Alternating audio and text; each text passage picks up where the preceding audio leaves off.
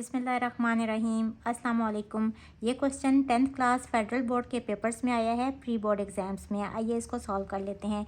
If alpha and beta are the roots of quadratic equation 4x² - 3x + 16 = 0, then find an equation whose roots are α³ β4 + α4 β³। अगर alpha और beta इस quadratic equation के roots हैं तो यहाँ से हम सम ऑफ रूट्स फाइंड कर सकते हैं, which is equals to alpha plus beta equals to -b/a। और इसी तरह से प्रोडक्ट ऑफ रूट्स हम फाइंड कर सकते हैं। प्रोडक्ट ऑफ रूट्स यानी कि इन दोनों का प्रोडक्ट इक्वल्स टू c/a।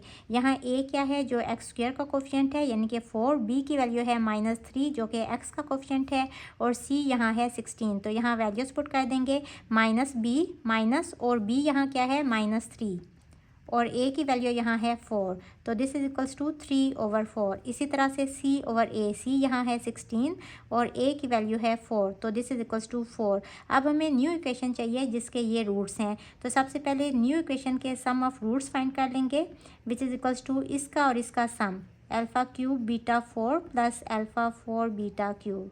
अगर यहाँ से हम α³ और β³ कॉमन ले लें तो यहाँ रह जाएगा बीटा और यहाँ रह जाएगा अल्फ़ा। इसको हम इस तरह से लिख सकते हैं ना, अल्फ़ा बीटा होल क्यूब करके, और इसको अल्फ़ा प्लस बीटा करके।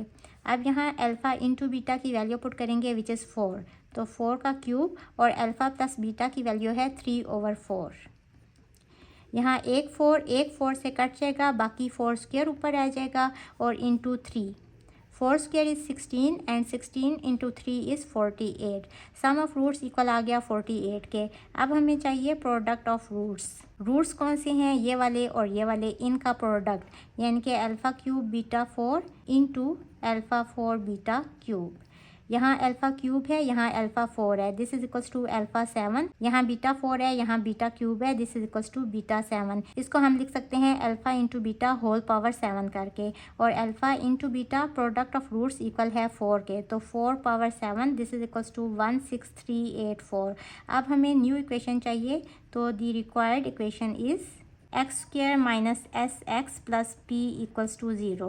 x² - s क्या है, sum of roots which is 48, तो 48x + p, p यहाँ क्या है, product of roots which is 16384 = 0।